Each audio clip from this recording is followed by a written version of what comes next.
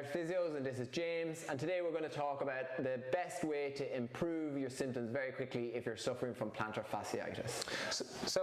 Plantar fasciitis mainly affects the underside of your foot, one of the most common foot conditions. Pain is mostly around the inner side of the heel bone, but it can spread across the arch of the foot. It's mostly painful when you're walking or weight bearing. Really common symptoms are that it's painful first thing in the morning, normally eases within the first few steps.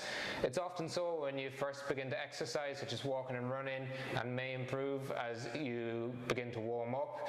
When it becomes more chronic, it can be painful throughout activity.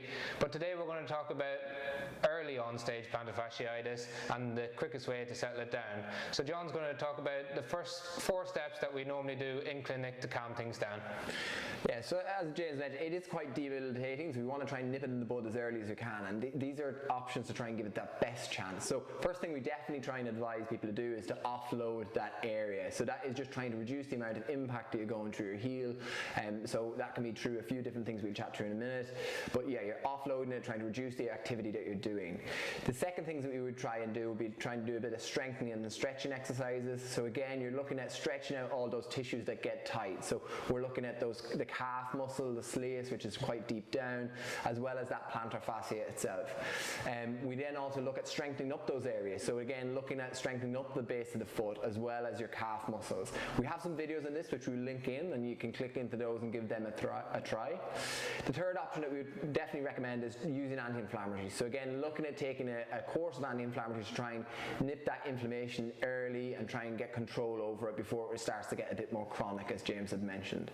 And then the fourth thing even that we're going to try and do is a bit of taping. So taping again can be really successful in taking pressure away from the plantar fascia, and again taking that load, like we were mentioning, deloading is trying to take the load away from it. Again, we have another video which we'll show in a little link, and you can click into that. James is going to chat through a few of the other options that we would do to try and reduce down that pain in those early stages. Yeah, so one of the other clinical options we have is that we would use an insole. Evidence suggests that insoles off the shelf are just as effective as custom insoles for helping to calm down plantar fasciitis. These are normally something that you can pick up in a sports shop, and they just slip inside your trainer. Just take out the insert that's already in there and replace it with that. Other options that we have is simply icing the heel.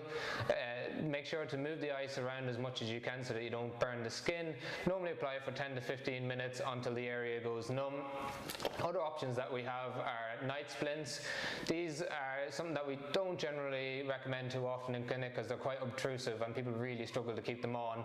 However, evidence suggests that if you wear a night splint and wear insoles at the same time, it's more effective than wearing one of them alone. Other options are compression socks. These tend to give really short-term pain relief. How they work is when you stand, the plantar fascia is placed under tension. The compression of the sock can increase blood flow, and it can shorten the length of the plantar fascia. We tend to find that it helps for a few days and then symptoms tend to return. So stretching and strengthening exercises along with the splint and insoles tend to work best, while the anti-inflammatories and ice tend to give the best pain relief in the short term. Yeah, so we've went through a few of those options there that you can try and use to try and nip that issue in the bud quite early. Let us know in the comments if you have anything that you want to ask us to try and help with your pain, or any advice that we can give you. But give those eight things a go and let us know if it's improved your pain.